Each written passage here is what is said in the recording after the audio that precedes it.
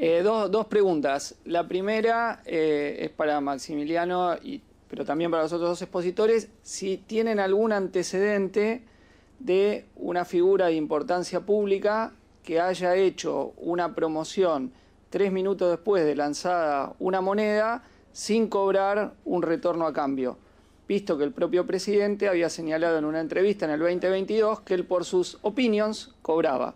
Entonces, ¿hay algún antecedente que alguien le hace el favor de hacer un negociado bárbaro a los que largan el negocio y no cobran? Segunda cuestión, que me gustaría que expliquen cómo detectaron ustedes rápidamente el fraude. Es decir, ¿qué indicadores tuvieron de que esto que se estaba lanzando con Libra era efectivamente una estafa? Según la revista Forbes hoy, la estafa más grande de la historia con criptomonedas, en la cual, a mi entender, fue coautor el presidente de la Nación. Muchas gracias. Gracias, diputado. Entonces, para responder. Bien, bueno, les agradezco la gentileza de que me dejen empezar. A ver, fueron unas cuantas, así que vamos a uno. Las tengo por ahí en otro orden, pero no importa, creo que las tengo todas, si no me avisan. Primero, si Tech Forum me parece que entraba en esta categoría que yo definí como venta de humo, entiendo que sí. Principalmente cuando se anunció la salida del presidente, creo que fue en septiembre, no me acuerdo si el 9 de septiembre o algo así, que todavía no tenía sponsors de categoría, ni speakers de categoría, era toda gente del underground, cripto, completamente desconocida.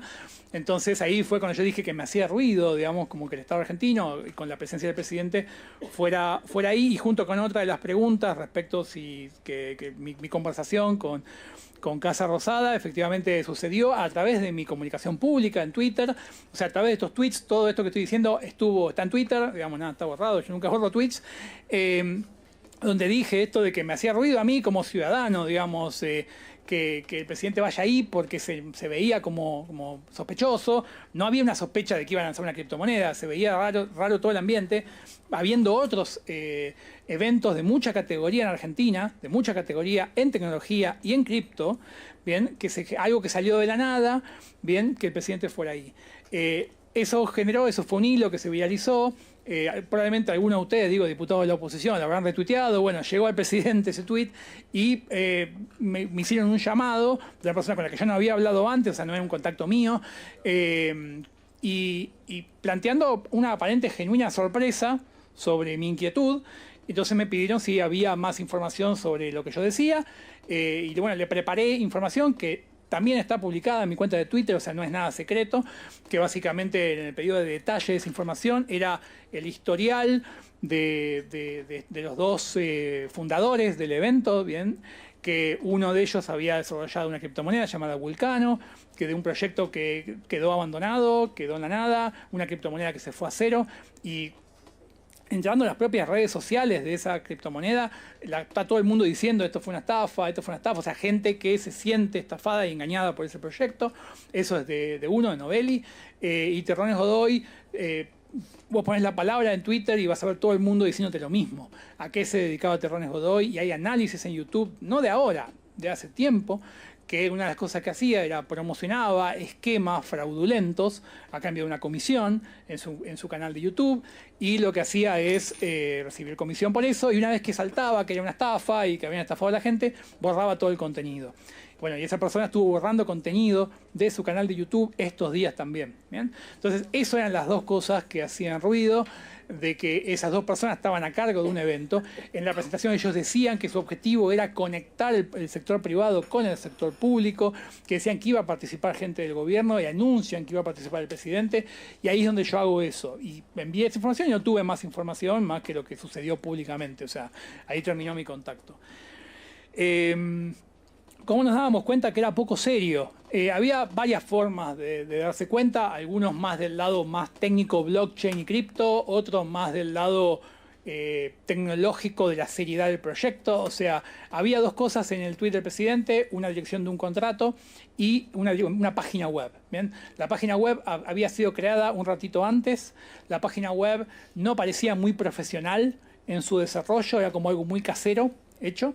Está bien que eso no es per se una estafa, ¿no? Pero ya te da sospecha, ¿no? Son como indicios de que algo había raro. Pero la parte más importante, sin hablar de blockchain todavía, es que en la promoción de esto se hablaba de que de alguna manera el dinero recaudado o la ganancia, no está muy claro qué, y ahí viene el punto, no estaba muy claro qué, iba a ser para después hacer funding de empresas, pymes tecnológicas y educativas que no tenían acceso a fondeo de dinero en general en el mercado formal, entonces esto iba a servir para eso, y no había ninguna información técnica, lo que a veces se conoce como un white paper, una explicación de cómo eso iba a funcionar. Era simplemente, bueno, acá está la criptomoneda y esto va a servir para esto, y que supuestamente 400 pymes llenaron el formulario, pero no había ningún detalle técnico de cómo, y eso ya es muy sospechoso. Y cuando vamos a la parte técnica de blockchain, esto se parecía mucho más a una meme coin. Bien, ahí dejo que después los siguientes oradores que hay en la mesa pueden expresarse mucho más de eso, saben mucho más que yo de eso, pero no tenía pinta de ser un proyecto de este tipo de inversión más serio. Era más de meme coin, aunque no fue vendida como meme coin, que es simplemente una moneda de chiste, bien, para jugar, que no es una inversión seria. Pero a nivel blockchain aparecían algunos temas en particular, por ejemplo, que el dueño, el que manejaba el proyecto de alguna manera, tenía una cantidad, se había quedado con una cantidad de circulante mucho más grande de lo que se suele quedar en un proyecto serio, lo que marca que pueden manejar el mercado. Entonces había una serie de cosas donde gente seria dijo ojo con esto, y por eso todo el mundo decía, le hackearon la cuenta del presidente, digamos, no fue la oposición acusando al presidente de hackeado, no era, de hecho fueron los propios que creían que estaba hackeado. A ver, me quedan dos más, creo. Si el link de contrato se considera promoción, es un tema semántico, casi les diría judicial. Si me preguntan a mí, yo digo que sí, digamos, porque habrá que ver qué dice la palabra en la RAE, promoción, ¿no? Pero hablando mal y pronto, no veo mucha diferencia entre difundir y promocionar. Yo, personalmente, como ciudadano, lo cierto es que nadie conocía esa dirección de contrato, no estaba publicada en ningún lado hasta que el presidente la mostró. Bien, o sea, eso como que es más o menos claro. Después lo de que es un snipping insider, creo que eso lo pueden explicar mucho más acá, pero básicamente insider es alguien que ya sabía que esto iba a pasar, que estaba esperando, que tenía la información privilegiada. La entrevista que aparece al hermano de Davis, a Gideon Davis, que apareció esta semana, que había sido borrada, él da a entender de que como que bueno, ahora llegó con las criptos la democratización de los insiders, como que ellos pueden hacer ese negocio ahora, que obviamente es un negocio de un ardid de un grupo para estafar a otros, con lo cual estamos hablando de, no sé si jurídicamente es una estafa o no, pero es un fraude, digamos, para quitarle dinero a otro. Y el sniping es alguien que está a la espera del segundo exacto, que puede ser una persona o puede ser un bot, bien, un programa, esperando el momento exacto en que sale la criptomoneda para comprar lo más barato posible. Entonces es como alguien que está muy preciso en el segundo instante. Respecto a si hay algún antecedente de promoción, de un presidente de una criptomoneda, en realidad unos días antes, tenemos el caso de, en realidad Trump no era presidente, así que no contaría, fue unos días antes justo, pero tenemos el caso de la República Centroafricana, pero que unos días antes también salió, pero ahí se promocionó como una meme coin. No sabemos si cobró o no cobró, la verdad que no sé el caso de la República Centroafricana cómo pasó. Y sobre otro presidente que haya hecho esto, yo no tengo registro, pero tampoco puedo, digamos, confirmarlo completamente. Y creo que contesté todas las que tenía por acá. Muchísimas gracias, Maximiliano. La verdad que sí, gracias por tu tiempo. Le vamos a dar también la oportunidad a Emilce para que responda, porque ambos están en la misma situación, que tienen que retirarse pronto. Sé que hay otros que tienen preguntas para estos expositores. Ojalá que el resto de los expositores puedan responder. Después continuamos con el resto. Emilce. Sí, somos docentes. Yo tengo que dar clases en la Universidad de Salamanca, así que rápidamente las que no contestó Maxi. Respecto a si todo el mundo que está en el ámbito cripto cree que es apostar, sí o no, que me pareció interesante porque es una cuestión social. Las estrategias de venta muchas veces se hacen para que de alguna forma vos puedas recibir, por ejemplo, dinero del exterior, o porque es una oportunidad frente a lo que no se puede hacer en Argentina con algunas limitaciones o que le sale mucho más caro con un banco tradicional. Entonces ese es un camino, así que no es que están pensando en una timba financiera. Hay muchos proyectos muy interesantes que no tienen que ver con que sea un casino, con la inserción de mujeres, por ejemplo, o en lugares de guerra, donde es el único camino que queda, pero no son meme coins. son bitcoins, son otras criptomonedas mucho más sólidas, que así todo el bitcoin hoy, o sea, vemos que viene cayendo en su valor, o sea que hay volatilidad en esto. Y después, algo que me parece interesante, porque escuché muchas veces como, bueno, pero ya saben que es una timba o es un casino. La realidad es que vinculado, por ejemplo, a la privacidad de datos, es un paralelismo donde mucha gente dice, bueno, yo uso una red social y entonces ya está, mis datos están perdidos. Es como que habría que asumir eso y la verdad es que no es así. La verdad es que se necesita algún tipo de ordenamiento. Así como vos no dejás tu billetera tirada para que se lo lleve cualquiera, haces como si nada, con esto es lo mismo. ¿Qué es lo que pasa detrás? Que se aprovechan muchas veces del desconocimiento de las personas para vender productos. Escucho muchas veces con esto, y son posturas, no, las personas tienen que aprender a manejar sus finanzas. Ok, siguen cayendo en estafas Ponzi, seguimos cayendo en un phishing, en un mail que haces clic, ingeniería social, con lo cual por más educación también hay estrategias mucho más potentes para atacar y estafar. Otro punto respecto a la planificación y el Tech Forum. Yo había dicho que en abril del año pasado empezó a circular un deck, que es este elemento de ventas, para que puedan participar marcas. Lo que sí llamó la atención, que era lo que decía Maxi, era quienes estaban detrás, que eran Novelli y Terrones Godoy, que Terrones Godoy además es un youtuber que está vinculado con mucho más del mundo cripto. O sea, si queremos seguir ahondando van a aparecer personajes que hoy no están hablando, que no dicen absolutamente nada y que saben muy bien quiénes eran. Pero bueno, es parte del juego que juegan. Y lo que sí a mí particularmente me pasó es que cuando Maxi da ese aviso, justo unos días antes me había enterado de una influencer a la que me crucé en un lugar y me dijo, ¿sabes qué está el Tech Forum? Y yo dije, eso me suena, me escribieron, pero si tuvimos la Tech Week acá en Buenos Aires, donde estaban todos los eventos más importantes de tecnología, ¿por qué este nunca apareció? Y ahí empecé a averiguar un poco más y me encuentro con esto, que era todo muy fantasma y que puntualmente elegían a ciertas personas para que vayan. En el momento en el que a mí me pidieron, por ejemplo, que haga una nota para alguno de los medios que trabajo, lo que les dije fue, hablen con el equipo comercial y si quieren que yo vaya ahí, me dan libertad editorial. Yo no voy a estar preguntando lo que ustedes quieren que yo pregunte. Entonces, ahí ya me pareció un poco extraño también y después Ale Berkovich hizo todo un día a día de cómo empezó esta planificación con las fechas exactas. Y bueno, quiero sumar el caso, no es un presidente, pero sí alguien de mucha influencia, Doge, otra meme coin en Estados Unidos, que Elon Musk solamente con tuitear hizo que se multiplique el valor de una meme coin. Y así funcionan varias, con lo cual me parece que hay que empezar a educar, enseñar, pero también hacerse responsables de lo que cada uno dice. Y algo sobre el contrato o el link, digamos, para poder acceder a esta meme coin Libra. En marketing, yo soy licenciada en marketing, conozco las estrategias de venta y se llama Call to Action. Es así, es el llamado a la acción. Haces esto para esto y está en todas partes. Y ustedes consumen productos por influencia y ustedes consumen productos porque es conveniente, no eligen una marca u otra porque sí. Hay una cuestión emocional, así que toda la parte racional se pierde y si tenés a alguien con mucha influencia, con una audiencia disponible, claro que hay muchas chances de que haga clic y que caiga en eso. No sé si me quedó alguna, traté de responder las que estaban en el aire. Clarísimo los dos, muchísimas gracias Maximiliano y Emil, se quedan libres, le damos la palabra para que continúe. Libra. Quedamos libres. Guido Satroucal. Sí, lo que pasa, diputada Frade. Hablando un poco qué es blockchain y cómo funciona. Sé que tengo poco tiempo, pero tengo la habilidad para poder hablar rápido, así que la voy a usar para este momento. Cuando hablamos de blockchain, blockchain es un sistema de registro de información que es descentralizado, es trazable y es transparente.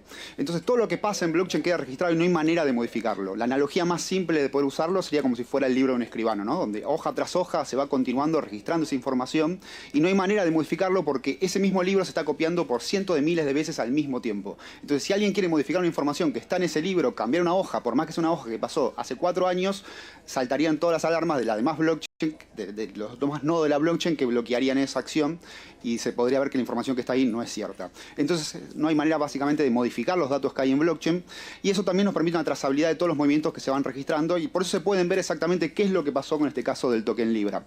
Lo que pasó claramente fue una maniobra que se llama rug pull, que si quieren la puedo explicar un poco de cómo funciona porque es una maniobra de manual, es muy conocida desde el 2020 en el mundo de las finanzas descentralizadas, que básicamente lo primero que se hace es crear un token dentro de una blockchain como por ejemplo la de Solana, que es una blockchain muy eficiente para esto porque es muy económica en sus transacciones. No tarda más de 2 o 3 minutos y no cuesta más de 20 o 40 dólares dependiendo de cuándo están las comisiones de la red. Se crea el token, un token es como si fuera una ficha, básicamente, como si fuera una ficha coleccionable. No tiene un valor de por sí, ese valor se lo va a dar al mercado y se lo va a dar la gente que lo quiera tener ese token. El problema es que se necesita buscar a alguien que lo promocione. Y ahí es donde entra la otra etapa de lo que sería un rug pull. Se busca una persona que tenga la mayor influencia posible, justamente a un influencer, o se hackea una cuenta de un influencer muy famoso para promocionar ese token. Y generalmente se promociona no como un meme coin directamente, o tal vez sí, pero sí con una utilidad falsa que tiene el token. Caso lo que pasó acá en Libra. Que ahí está la diferencia también entre un meme coin y un token de utilidad. Un meme coin se crea con eso, todos los que compran un meme coin saben que es una ficha coleccionable que no sirve para nada, que solamente es una manera de tenerlo y con una especulación de que va a crecer el precio o no. Y lo otro es un utility token. Un utility token es algo que tiene una utilidad dentro de la blockchain, por ejemplo, representaría la participación dentro de un proyecto agro donde se está tokenizando un campo. Eso sería un utility token, o para atraer inversiones a las industrias argentinas. Ahí sí se usaría, pero en este caso fue un meme coin, ¿no? Una vez que se tiene el contrato creado, que sería la emisión de estos tokens, en este caso se emitieron 1.000 millones de Libra, lo que hacen los creadores del token es quedarse con la mayoría del supply. En este momento tenían casi el 85% de todo el supply disponible, lo tenían solamente 10 wallets, y eso lo podemos ver, ¿no? Porque el token podemos ver cuándo se crea, cómo se va distribuyendo, todo eso queda dentro de la trazabilidad de lo que nos da blockchain.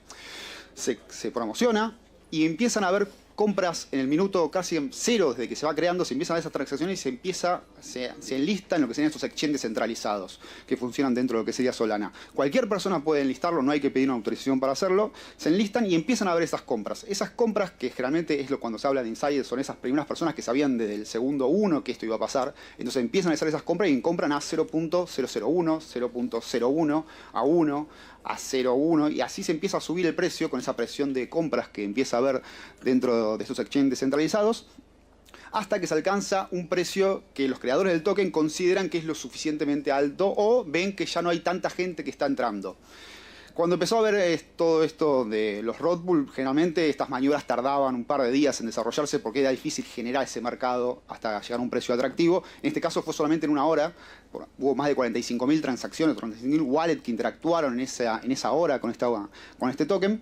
Y cuando se da eso, empiezan a haber ventas masivas. Esas ventas masivas son por los propios creadores de esos tokens que empiezan a ver esta distribución ahí adentro. Y obviamente esa gran cantidad de tokens que se empiezan a inyectar de forma sorpresiva en los mercados descentralizados generan esa baja. Además de que los creadores del token, que son los que aportaron la liquidez a esos tokens, es decir, ponen sus tokens a disposición para que alguien los venda, empiezan a retirar las ganancias de eso. Empiezan a retirar la ganancia, en este caso se daba en Sol, que era la criptomoneda nativa de la red Solana. Por eso es que es una maniobra básicamente clásica de lo que sería el mundo de las estafas o de las maniobras fraudulentas dentro de lo que es blockchain.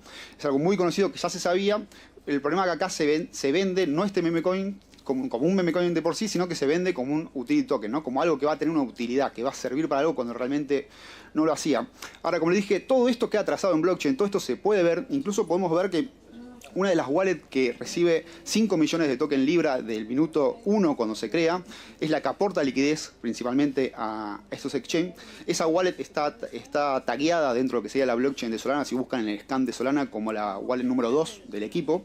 Y esa wallet tiene la particularidad que es la wallet que termina en YH, si la buscan, igual esta información se la podemos dar más abiertamente. Esa wallet recibe en particular, o sea, rompe el anonimato que tiene blockchain, porque blockchain de por sí es una tecnología que es trazable, es transparente, pero no sabemos la identidad de las personas. Es como si supiéramos el CBU y cuánta plata tiene ese CBU, pero no sabemos quién es el dueño de ese CBU. La única manera de romper ese anonimato es cuando se interactúa con un exchange centralizado. En este caso, esta wallet en particular recibe, apenas se crea, un sol de un exchange que se llama Kraken, que es un exchange que está bajo jurisdicción estadounidense y obviamente pide lo que sería la verificación de identidad del usuario. Así que buscando de ese lado se puede sacar el ovillo para llegar hacia los creadores particularmente de esta maniobra. esto es algo muy común, como les decía, dentro de lo que es el mundo cripto en particular. Seguramente va a seguir existiendo, pero desde la Fundación Blockchain, que nosotros principalmente creemos que lo importante es la tecnología que está atrás, ¿no? Cómo se puede usar blockchain, no para las cripto en particular, que si bien obviamente es el uso masivo que le da a la población, blockchain tiene muchísimas otras particularidades de uso en la industria, en la logística, en la industria farmacéutica, usos en gobiernos e identidad descentralizada y todo lo que es información sensible, lo podemos trazar en blockchain, lo podemos dejar registrado en blockchain y es un potencial que tiene. Pero necesitamos también una regulación que permita que los usuarios que van a interactuar con blockchain estén protegidos. No podemos pensar que por estar en blockchain, por estar en una descentralizado, no hay culpables de absolutamente nada. Necesitamos en Argentina que se cree una ley Libra, una ley que evite todas estas maniobras fraudulentas de manipulación de mercado, que si bien entran dentro del general de la ley, la dinámica que tiene este mercado requiere de una legislación específica, donde no se permite hacer road pool, donde no se permite hacer el pompeo de tokens, donde otras maniobras un poco más técnicas tampoco se permitan y que los usuarios argentinos, tanto inversores para otros grandes proyectos, sepan que acá en Argentina hay una legislación que los protege para eso. Eso es algo que necesitamos. Y otra ley que impulsamos desde la Fundación Blockchain es una ley más general de promoción de la tecnología blockchain para que justamente estas aplicaciones para el agro, para la logística, para las empresas argentinas puedan aportar valor promoviendo más proyectos, que hay muchísimos, por supuesto, exitosísimos proyectos argentinos que son casos de éxito en el mundo y que exportan esta tecnología hacia el mundo, tengan del lado del Estado argentino una promoción para que puedan seguir creciendo y aportando mucho más. Así que bueno, muchas gracias por esto.